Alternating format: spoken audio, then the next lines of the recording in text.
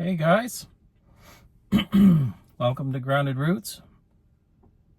I'm Jason, and my throat is a little bit hoarse right now as I was just singing very loudly to a song. Trying to get out of a funk. Trying a new camera angle here. My light still remains broken. I don't know if it's going to work, but it is what it is. As usual, we're keeping this unscripted and off the cuff, as to say. So I've been struggling severely with the last, quite a while. We had the 12/12 portal. Then we had a full moon, which are always hard on me. There's a lot of energies. And I'm a believer that we're undergoing physical changes, not just spiritual, as a species. So when this stuff happens, it triggers things physically that are difficult as well. So that compounds everything, and then you end up being a moody person. So that is the state I'm in. Finding it hard to be around everyone. I'm exhausted all the time. I've been sleeping whenever I can, and then not sleeping at night, and just little cat naps here and there. And I've had a sort of premonition that there's something even bigger coming as far as transformational in my life. It's caused me, like I've said before, it caused me a bit of trepidation, and these things aren't fun to go through. It's not fun to be struggling. But you have no choice. You're on the path now. You can't turn back. I don't want to sometimes. I really do. There are times when, burying this under alcohol absolutely is appealing, and I know why I did it back then. I'm not going to do that, but I understand why it's so difficult. It's just easier to forget sometimes, It's easier to bury it. Put your head in the sand, so to speak, using a chemical. But, I've been struggling with insomnia. Very much so, for a very long time. Now, I know the initial reason for the insomnia is that this PTSD that I had from some of the stuff that happened at night. So this isn't an uncommon thing. You tend to struggle at night. And as an autistic person, this is a known problem for them as well. In fact, I know several people who struggle with sleep, who have Asperger's. That got me thinking about it, Is that really it, or is that just my natural diurnal cycle, is to be up late at night? Am I a night owl, just naturally? If I'd stop fighting it, would it be okay? I think that maybe people like me were the ones who were out at night looking up at the stars and doing a lot of mapping and calculating, let's say. And the veil is thin at that time of night, so if you're a shaman or some sort of spiritual person, the best time to access those realms is at night. So my gut tells me that's just who I am. Once I do fall asleep, I have no trouble staying asleep, and I can sleep for 8 hours. So it's just a strange sleep cycle. I keep strange hours, I guess. Accepting that is the problem. I don't know. I'm not sure. But I refuse to use chemicals to sleep. Okay, so the struggle and what's coming. So the anniversary of my initial awakening process is coming on the 21st, which happens to be the winter solstice. Now, This is one of the things that I don't agree with Joe Dispenza about. So he does not think that this should have any effect on us, these astrological events, and he's mistaken. Direct experience, there's no arguing with it. And yes, in a 3D realm, none of this should make sense. And in fact, I would have called it, well, BS in the past. But to me, there's no doubt that this simulation, this matrix that we're living in, this is the way it works. This is how it works. We have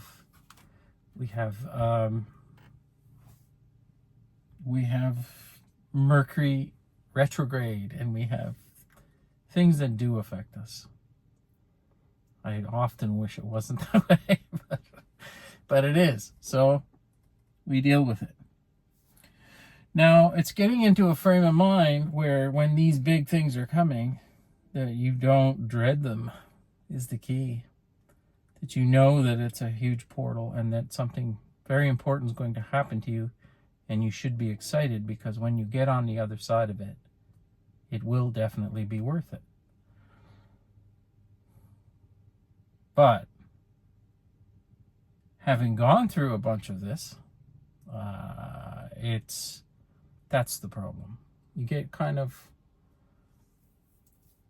PTSD from going through the spiritual awakening, because it's rough. It's damn rough, you know. I wish there was a quick way through this, but there just isn't. I don't know why we wrote it this way.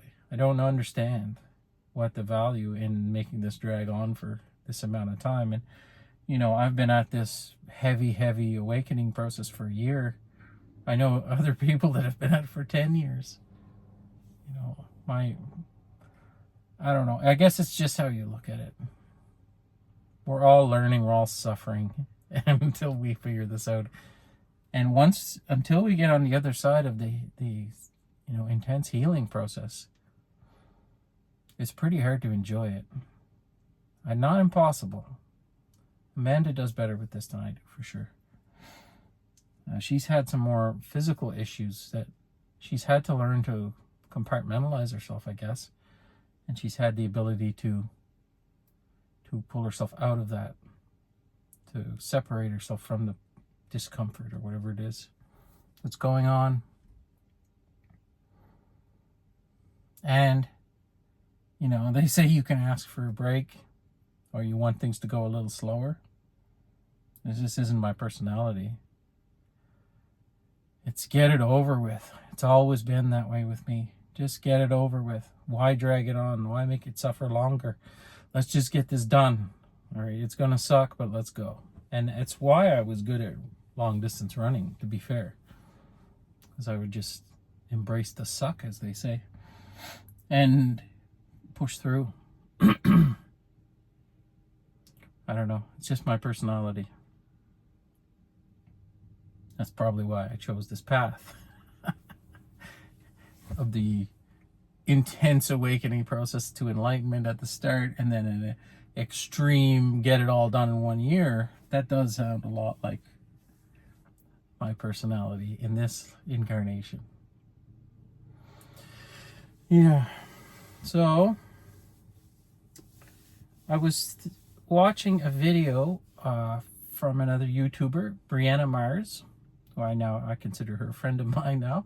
We comment quite a bit on each other's pages, and she's at a similar awakening level, as far as I can tell, and thinks very much like I do. Her viewpoints on how this whole game works is very similar to mine, which is refreshing. You know, it's fun to go on someone else's page and see them, you know, talking, rephrasing things that you've said, or, you know, independently coming up with the same ideas at different points. And I really do enjoy that. It's nice to know that there are other people out there. So on her page, go check her page out. I'll try and link it at the top. She's very good content, and she's much wiser than her 26 years should allow. But one of her last shorts that I looked at I think it was The Last Airbender. I don't know. I don't follow anime or any of that stuff, but it was a setting of this. Oh, it was really cool, actually, but it was talking about detachment. And in order to ascend to the next level, you have to let go of all earthly things, all attachments, all of them. And he was the young man that was seeking enlightenment. His guru was telling him, you have to let go. But he was saying, why do I have to let go of, I can't remember the name of the girl, but it was his love. And I remember when I first found out about this concept, detachment, and it was very early on in the process last year, and I got mad. I remember thinking, like, do I really have to give up everything in my life that I hold dear, like my loved ones, everything? Well, the answer is no. It's not exactly what it means. Detachment means that, that's going to be a tough one. So,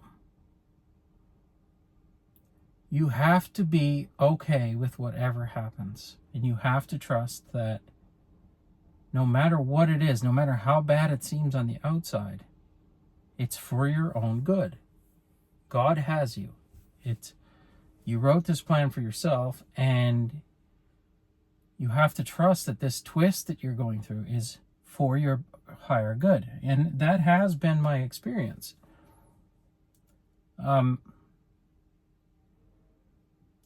Everything that has been taken away from me,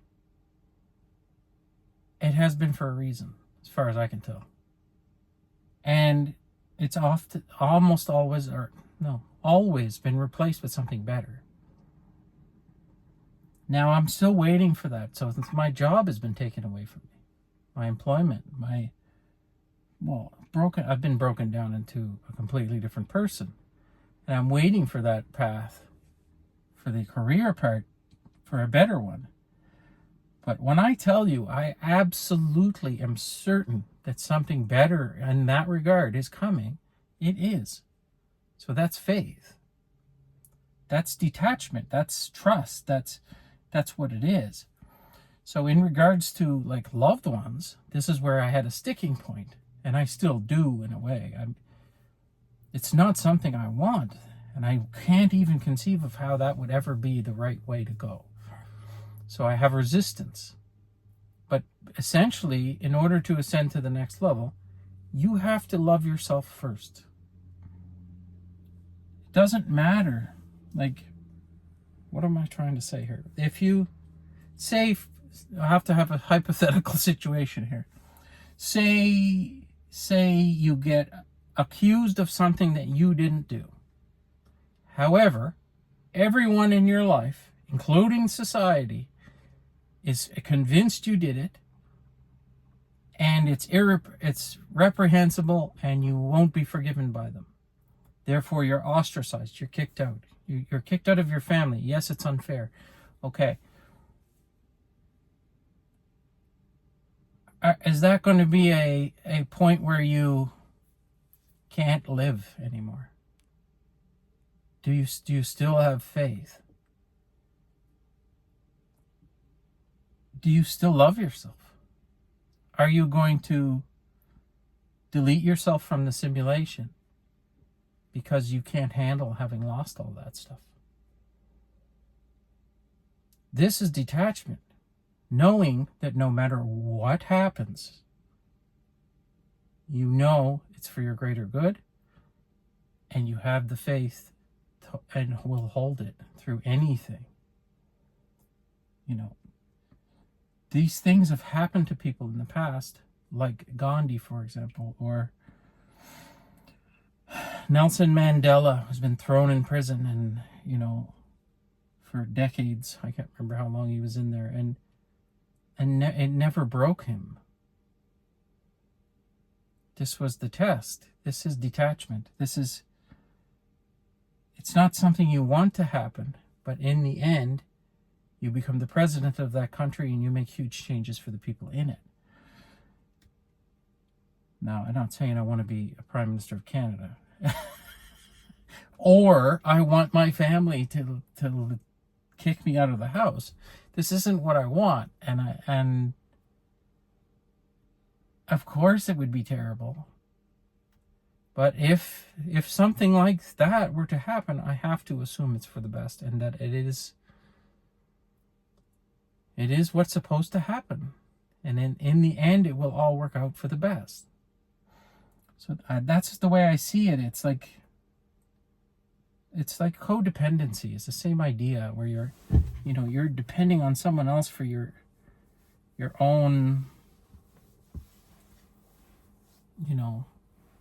self-worth, let's say. You can't do that. You have to be the one that knows your worth. You're fine, independent of anything else in your life, and then you give love from there.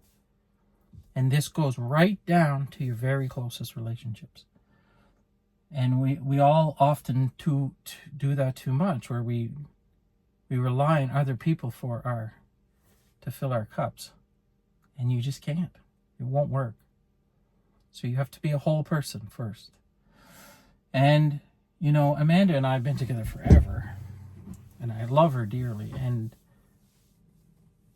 I just can't even conceive of this not being together. It just doesn't make sense. It doesn't compute. And that's why I had such resistance when I first heard of the idea. It's like, what do you mean? I can't, this is not stuff I'm willing to give up. I don't care. But it's a concept. It's a mental switch that needs to flip, where you're always taking care of yourself. Because you can't fill from an empty cup. And many other sayings that people use. Put your mask on first. But I think of it as you need to be a whole person in order to truly love another person. And frankly, I haven't been a whole person. I've been very, very much broken. And I'm getting closer and closer and closer. But this little mental switch that has to flick, where I know no matter what happens, I love myself. No matter what people say about me, I love myself. And this has to go. I want everyone else in my life to do the same thing. I want them all pouring from full cups. Be selfish in order to give the most love you possibly can.